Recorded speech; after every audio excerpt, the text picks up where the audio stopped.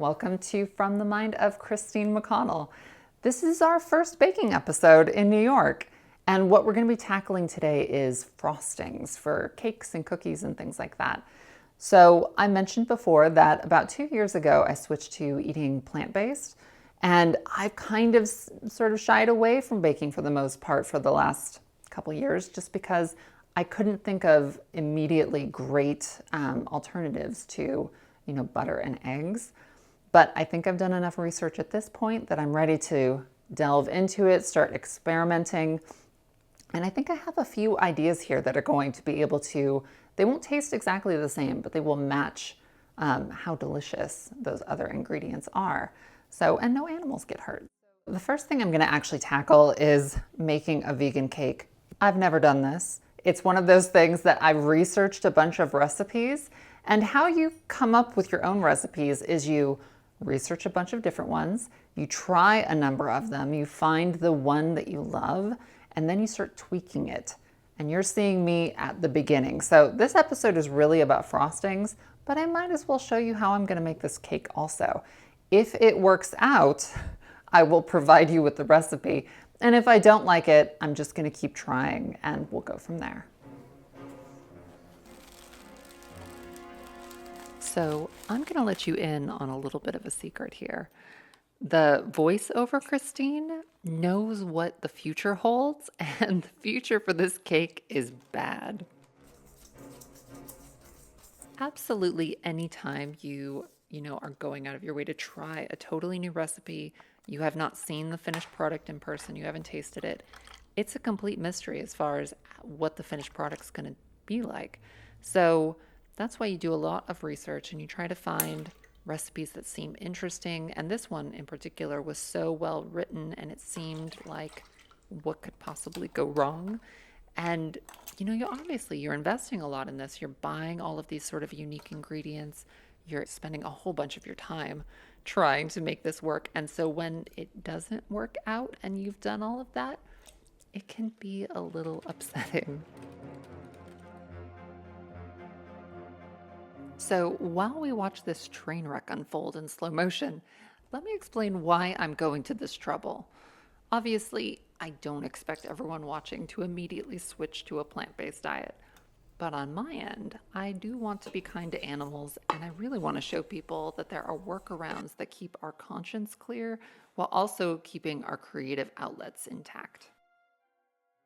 Now, let's pop this in the oven and see just how amazing it's going to turn out.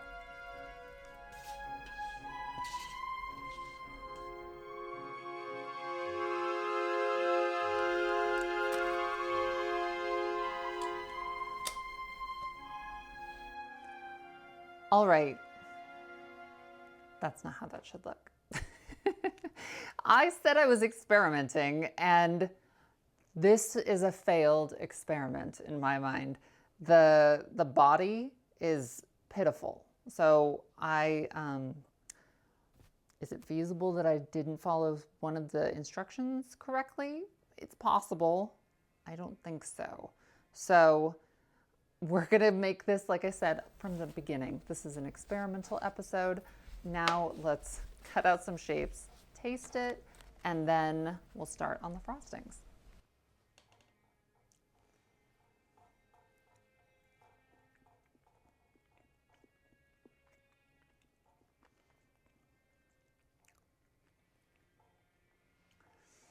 So, I should have tested this off camera first. All right, so this is 5 days later. I had to stop filming. It's funny to watch me fail at something, but I really need to come back with like an actual usable recipe. So I basically spent the last 5 days researching and experimenting. And one of the huge problems I saw with all of these vegan cake recipes is these cakes are not rising enough. And if you want to make like decorative sculptural cakes, you need a cake that has a lot of volume. So of the people doing vegan baking, the best I saw was a YouTube channel called Make It Dairy Free. They had a recipe for like a caramel cake, and I sort of took a few notes from that and then Frankensteined it into what I've come up with, which is a totally kind of new way to make these vegan cakes that taste just as good as any normal cake that I've ever made. And they have the volume that I want. So with that said, let's actually begin. The very first thing you want to do is set your oven to 350 degrees. All right, so one of the great things about this recipe is you can get all but one of the ingredients or components at your local grocery store. The only thing that's going to be a little bit of a challenge are these Dandies marshmallows. As far as I know, they're the only marshmallows that are totally vegan. But if you go to their website and you type in or you put in your zip code, it'll tell you where they are within your area. I live in a pretty out there area and I only had to drive 10 minutes to get them, so they're not too complicated. The other thing you want to get, and I picked this up at the local grocery store, it's this 3 springform pan set. You're only going to be using the 2 in the center. And now I'm going to show you how to prepare your pan because it is critical in having your cake turn out how it's supposed to. The smallest pan is 9.5 inches in diameter, and I'm cutting out a piece of parchment paper. I'll then butter the entire interior of the pan and lay that parchment down inside. I'm now using a freshly laundered towel. I'm going to cut this in a strip that can go around the entire circumference of the pan and also be able to double over. So the height of the pan is about 3 inches. I'm cutting this about, I want to say 6 inches. Then I'm dipping it in cold water. I'll then wrap this around the entire pan and take the spring form off of the second larger pan, put that down on top of it and clamp that closed.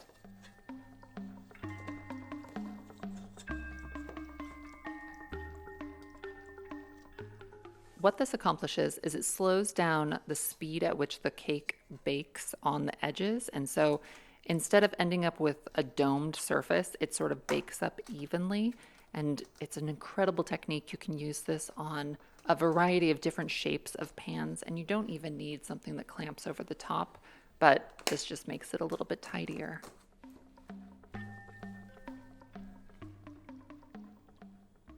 Starting by adding 1 1/4 cup soy milk to a glass bowl.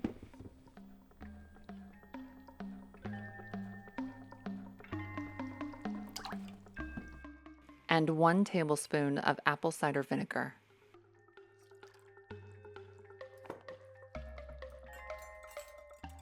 Whisk this together and then set aside. In a stand mixer, or if you just have a large metal bowl and an inexpensive hand mixer, you can put 3/4 of a cup vegan butter. This brand is called Miyoko's. It's amazing. And I don't have a measuring utensil that's 3/4 of a cup, so I'm just doing 1/4 of a cup 3 times over. 1 cup of pure cane sugar. And 1 tablespoon of vanilla.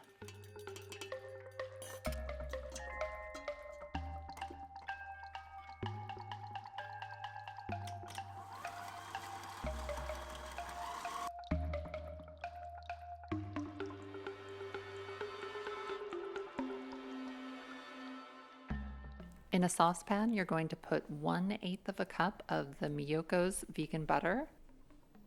In the international cooking section of your grocery store, you can find these cans of Thai coconut cream. They're this incredible product where the sort of solid coconut floats up to the top and then the lower half of the can has a liquid, and we're only using the cream on the top, and we should be measuring out 1/2 of a cup. Then add 2 hefty cups of these Dandies miniature marshmallows, mix together and set aside.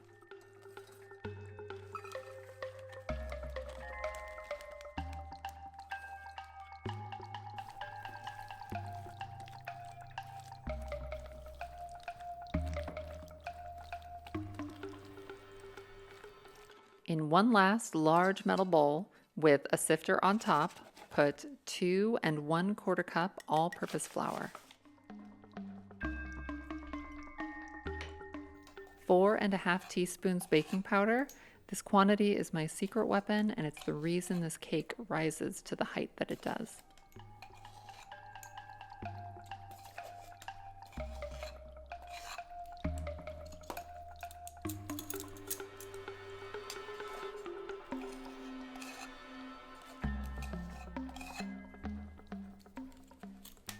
just a half teaspoon salt. Sift this all together and then give it a thorough whisk.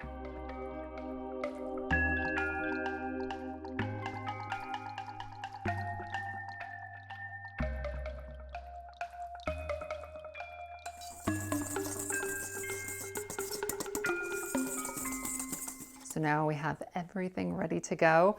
If you have it all set up like this, this is gonna go really smoothly.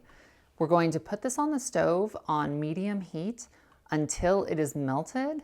Once that's done, we're gonna pour it into the stand mixer, whisk that together, pull that out.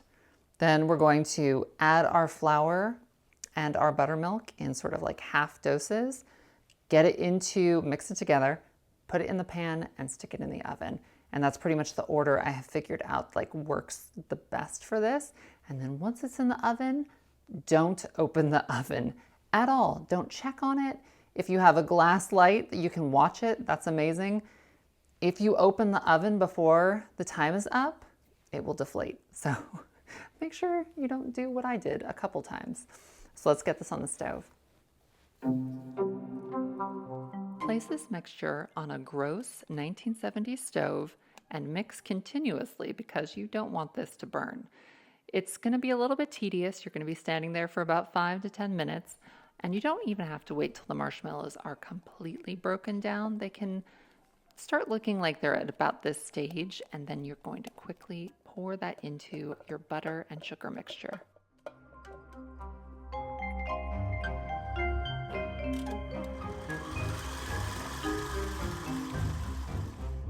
All right, now we're at the most critical moment, and I'm going to show this to you in real time.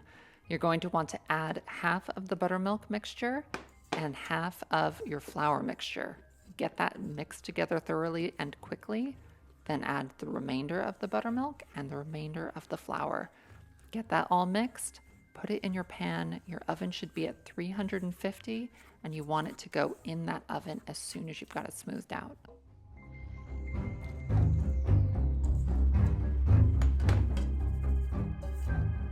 The reason time is of the essence here is because once that baking powder touches that buttermilk, it's going to start activating. And you want that process to happen in your hot oven, because if it's left to sit out, it's not going to react properly and your cake isn't going to be as tall. So the quicker you can mix this and get it into that hot oven, the taller your cake is going to be.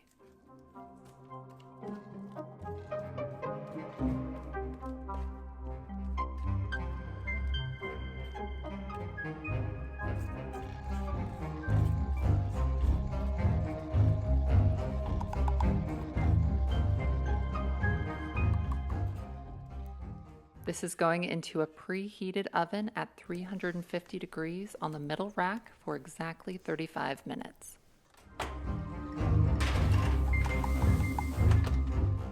If all goes well, your cake will look beautiful out of the oven. You're going to want to let it rest for about 15 minutes, and then you can start removing the layers and playing with your cake.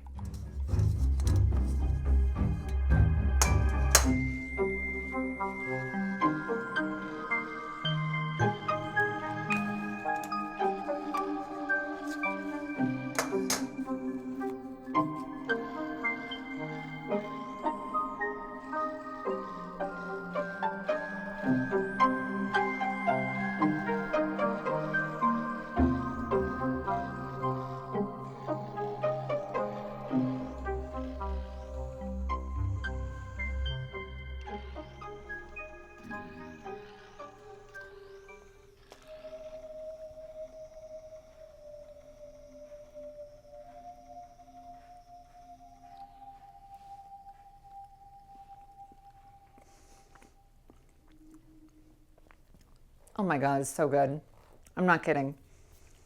There were so many, it took me so long to sort of hone this recipe into being something that not only tasted incredible, but was the perfect shape and is going to be something that I can stack and make a beautiful cake out of.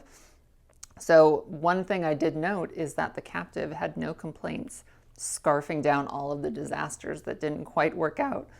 But honestly, if you follow these steps exactly, your cake will look exactly like this. So I'm amazed. I can't believe how good this turned out. And now we're ready to start stacking and decorating. Now let's make some plant-based buttercream. So all you need is some pretty basic ingredients. You want 1 cup of the Miyoko's vegan butter, whisk that together, and then 3 cups of confectioner sugar mixed slowly once at a time. So you add 1 cup at a time and then mix that together and then add another cup. Then you're going to want to add 2 teaspoons of vanilla and a dash of salt.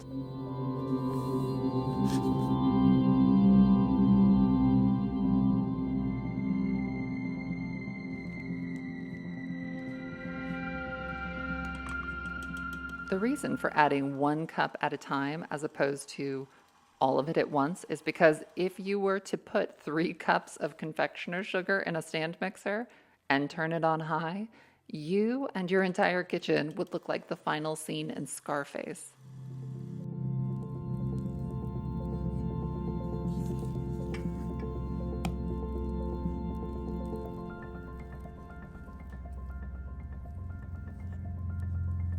All right, let's take a second to talk about the comparison between traditional buttercream versus the buttercream that we've just made here that's plant-based.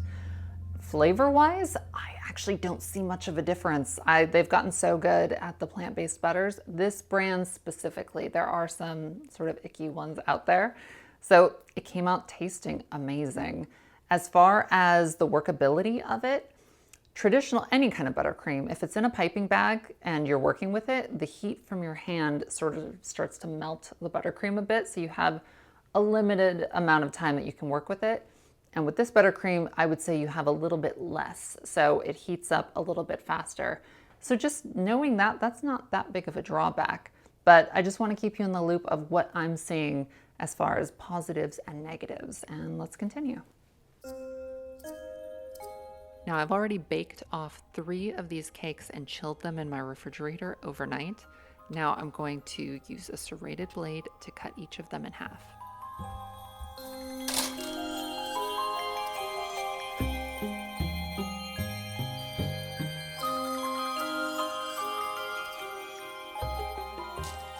Normally you would affix this to a cake board, and I didn't have one, so I just used this metal tin, which I ultimately ended up regretting.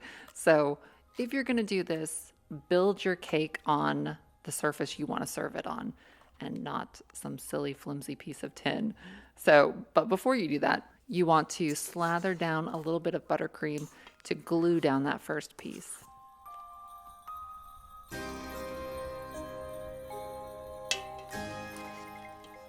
If I had had more time, I would have loved to have come up with a great pudding recipe that was plant-based, because I personally really, really love chilled pudding in between the layers of cakes. But because I didn't get around to that, this is how they're traditionally done, and if I ever do figure out that recipe, I will definitely share it with you.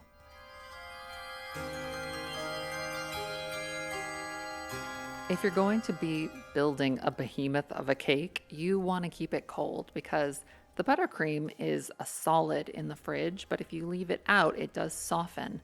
So what I like to do is stack a few layers, chill it for 15 minutes, pull it out again, stack a few more, chill it again. And it's this whole back and forth process, and this continues throughout the decorating process, just because you want this thing to be sturdy and hold its shape. And once it's fully decorated and it's ready to be served, you can set it out, let it come to room temperature, and then it's going to be perfect.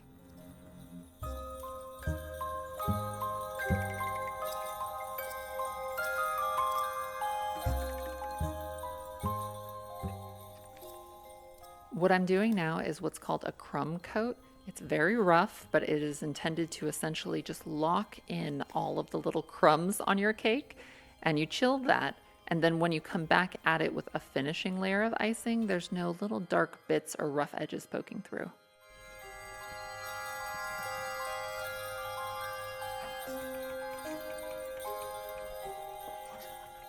I'm not a fan of fondant, so I really like to finish my cakes with buttercream. It is tedious, it takes a while, but after you work with them for a little bit of time, you will end up with a really smooth, pretty close to perfect surface.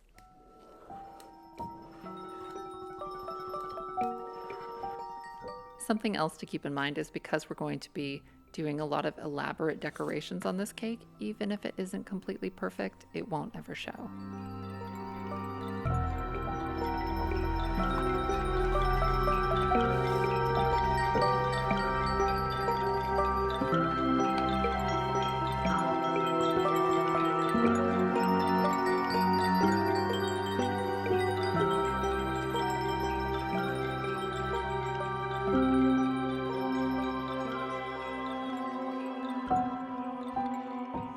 All right, so now we have our base cake ready to be decorated. I had no concept how hard that was going to be. I thought the frosting was going to be difficult, and it turned out to be making the cake was actually the hardest challenge. So I'm going to be breaking this up into 2 episodes now because truly this was its own episode. So I'll be posting the recipes for not only the frosting but the cake as well, so look out for those. And then very shortly you'll be getting an amazing episode on how to decorate a cake in a beautiful kind of gothic way. So look forward to that. Take care of yourselves, and I'll see you very soon.